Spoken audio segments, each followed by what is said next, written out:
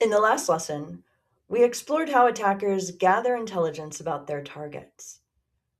They mine LinkedIn for reporting structures, scour social media for personal details, and piece together information from dozens of public sources to build comprehensive profiles of individuals and organizations. But information alone doesn't compromise security. The research is just preparation. The actual attack comes in the form of a request, an email asking you to click a link, a phone call asking you to verify information, a message asking you to transfer funds or share a file. This lesson is about understanding how attackers transform their research into requests that feel completely legitimate. Because the difference between a successful attack and a failed one often comes down to one thing: whether the request was believable enough to bypass your natural skepticism. Anyone can fail. Christopher Hadnagy, founder of Social Engineer LLC and one of the world's leading experts on human hacking, has spent nearly 2 decades studying how people are manipulated. He's quick to dispel a common misconception: the right pretext at the right time to the right person, and anyone can fall for social engineering. We still perpetuate this idea that if you fall for a social engineering attack, then you must be some kind of dummy. But that's simply not true. So that's what he said. And this is a critical point. The people who fall for sophisticated social engineering attacks aren't careless or unintelligent. They're professionals often who encountered a request that was perfectly calibrated to their specific situation. It was delivered at exactly the right moment, using exactly the right psychological triggers. The question isn't whether you're smart enough to avoid being fooled. It might feel like that, but it's not true. The question is actually whether you understand how these requests are constructed so you can recognize them even when they're designed specifically for you. The science behind manipulation is something we want to consider because to understand how believable requests are crafted, we need to understand the psychological principles that make them work. The most influential framework comes from Dr. Robert Cialdini. I think it's Cialdini, perhaps. He's a behavioral psychologist who spent his career studying what makes people say yes to requests. Cialdini identified 6 core principles of persuasion that influence human decision making. These principles aren't inherently malicious, they're fundamental to how we navigate social interactions. But attackers have learned to weaponize each one. Research across multiple studies confirms that social proof and authority are consistently the most influential principles in social engineering contexts.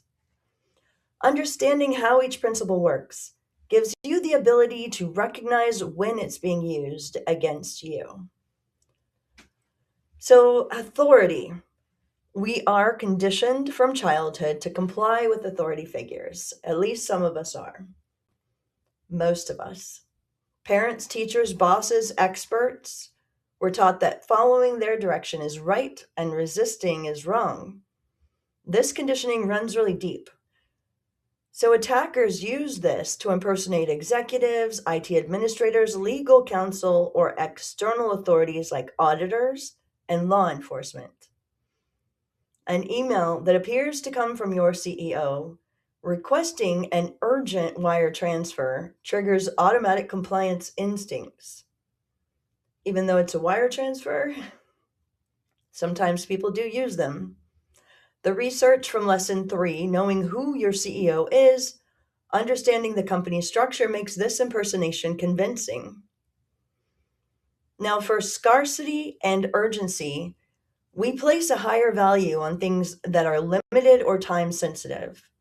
When something might disappear or a deadline is approaching, we act faster and think less carefully. This is why limited time offers are so effective in marketing. and in attacks. So attackers definitely use this. Nearly every social engineering attack includes urgency. This must be completed before the wire deadline. Your account will be locked in 24 hours. The deal closes today and we need the documents immediately. Urgency forces you into fast, intuitive thinking. What do I do? What do I do? Exactly where attackers want you. Now, they also use social proof. So we look to others to determine correct behavior, especially in uncertain situations. If other people are doing something, it must be the right thing to do, maybe. This is why we check reviews before buying products and why we follow the crowd in unfamiliar situations. Regardless of that old saying, if your friends jumped off a bridge, would you jump too? Well, a lot of times the answer is most people would. But that's one of those old things. I don't know if parents still say that nowadays or not. So attackers use this. They reference colleagues or peers to normalize requests, like, I've already verified this with Sarah in accounting. The rest of the team has completed this form. John in IT asked me to follow up with you about this. These references make unusual requests seem more routine. Then there is liking. We're more likely to comply with requests from people we like. Liking can come from similarity, shared background, interests, or experiences, from compliments, or from familiarity. And this is why salespeople are trained to find common ground with customers. So attackers use it by using social information from social media or using information from social media, and they establish rapport quickly. I see you went to Michigan. My brother graduated there. So cool. I noticed you're working on the Henderson project. I heard it's been challenging. This manufactured familiarity lowers defenses and increases trust. They're interested in me. We share things in common. There's reciprocity. When someone does something for us, we feel obligated to return the favor. This is deeply ingrained social behavior. I know I fell for that many times in my life. In my younger years, they said, I did this for you, so what do you think you should do for me? Mm, that's something to consider. Do you just comply? Studies show that even small, unsolicited gifts trigger the reciprocity instinct. People who receive a mint with their restaurant bill tip significantly more. More money for a mint. So attackers use this by offering something first, information, help, or a small favor, before making their request. I wanted to give you a heads up about the audit next week. By the way, could you help me verify some account details? The initial favor creates an obligation to reciprocate. You scratch my back, I'll scratch yours. And then we have commitment and consistency. We're always taught it's good to be consistent, and if you're committed, you should follow through. So once we commit to something, even something small, we do feel pressure to remain consistent with that commitment. This is why salespeople ask small questions that lead to bigger requests, and why people who agree to small favors are more likely to agree to larger ones later. So attackers will start small, reasonable requests that build toward larger ones. Can you confirm your department? Leads to, can you verify your employee ID? How about, well, now can you give me your social security number? Yeah. And that leads to, can you help me reset my password? Hmm. Each small compliance makes the next request harder to refuse. So let's see how these principles combine in practice. A truly effective social engineering attack layers multiple principles together, supported by the specific intelligence gathered about the target. Consider this email received by someone in accounts payable. The subject says urgent, wire transfer for Morrison deal. Hmm. Hi, Jennifer. I'm at the airport heading to the Chicago conference and just got off a call with Michael Morrison's team. They're finalizing today and need the deposit wired before 3 p.m. Eastern Standard Time, or we lose our position. David already approved this last week, but I don't have the wire confirmation. Can you process this immediately? I'll be in transit for the next few hours with limited connectivity, but the wire details are attached. The amount is $47,500. Okay, thanks for handling this. I'm going to owe you one. Robert. So let's break down what's happening in this request. First, we have authority. The email appears to come from Robert, a senior executive. The mention of David already approved this adds another layer of authority. Urgency, the 3 p.m. deadline, and we lose our position. This language, it creates time pressure. The recipient has only hours to act. Not enough time to really think it through or get in touch with enough people to verify. So there's social proof involved because the reference to David's approval suggests this has already been validated by another authority figure. There's context from research. The attacker knows Jennifer works in accounts payable, knows there's a real Morrison deal in progress from LinkedIn or press releases, knows Robert is traveling to a real conference in Chicago from social media, and knows David is the likely approver for such requests. They're using reciprocity. I owe you one subtly invokes the reciprocity principle. Isolation, limited connectivity explains why Jennifer can't easily verify the request through normal channels.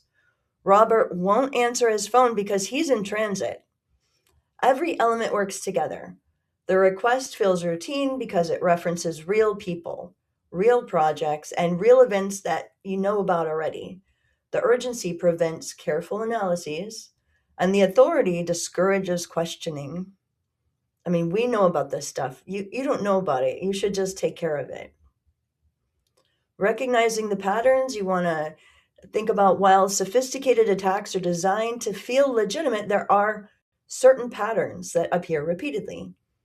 Training yourself to notice these patterns creates a mental alarm system. Unusual urgency. Legitimate business requests can always wait 5 minutes for verification. If a request insists that normal verification processes cannot be followed due to time pressure, that itself is your red flag. Now, authority combined with unavailability, it's not nice. An authority figure who is simultaneously demanding action and unavailable for verification. Now, we have experienced these things, a lot of us. I know I have in real life, in real legitimate situations, but it's still a red flag.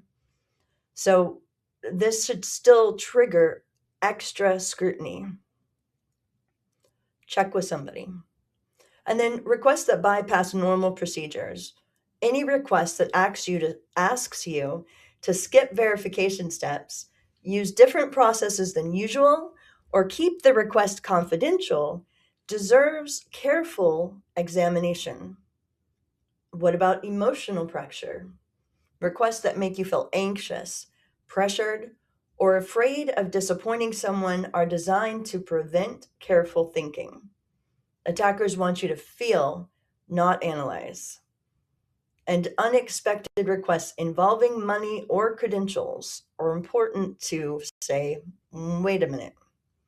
Wire transfers, password resets, access to sensitive systems. These high value actions should always trigger additional verification, regardless of who appears to be asking. So, understanding these principles is the first line of defense, but awareness alone isn't enough. You need practical strategies that work even when you're busy, stressed, or distracted. Verify through a separate channel. If you receive an email from your CEO, don't reply to that email to verify.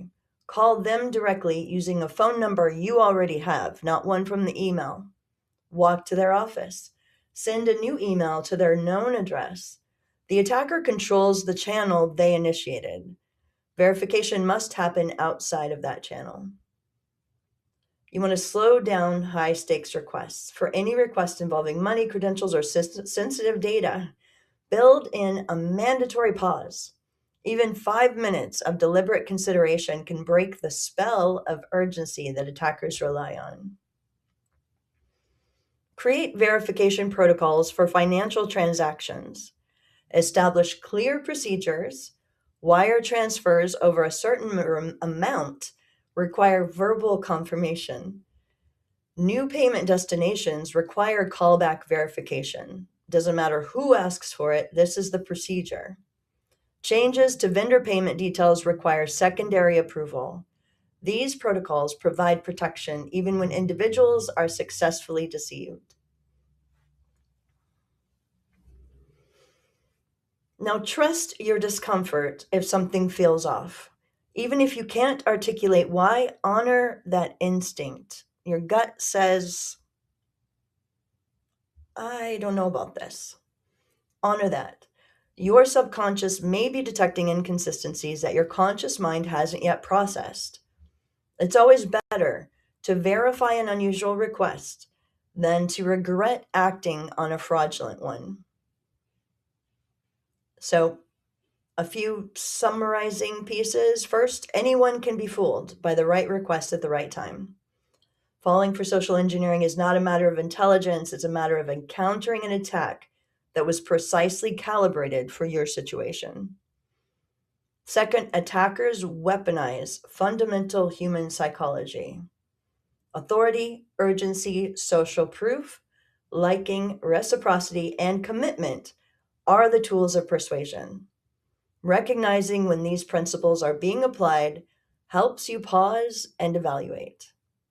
Third, believable requests combine multiple elements. Sophisticated attacks layer psychological principles with specific contextual details from research. The combination is what makes them convincing. Fourth, verification is your strongest defense. Out of band verification, confirming requests through a specific channel that is separate, defeats even well researched attacks. You got to go straight to the source. Don't reply, don't use phone numbers in the email, don't use links, obviously. Make it a habit for any high stakes request, and honestly, for any request. Um, if it's not one you're expecting already, if you have any doubt. So, we've covered how attackers research their targets and how they transform that research into believable requests. In the next section, we're going to shift to a different threat landscape, the places where security breaks down in everyday business operations. From email and file sharing to authentication and physical security. We'll explore the daily practices that create vulnerabilities and what you can do to close those gaps.